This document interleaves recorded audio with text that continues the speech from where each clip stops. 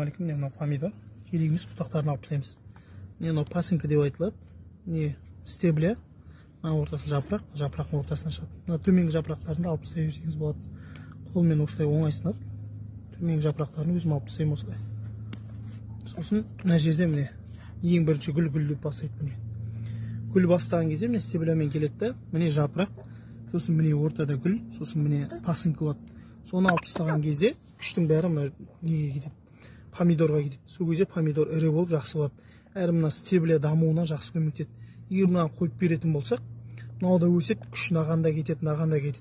Күші жетпей, мынау да іріленбейді. Егер мына ортасы стеблясы ірі болса, жемісі де жақсы болады. Өзін-өзі ауырмайды, ауруға да не істемейді.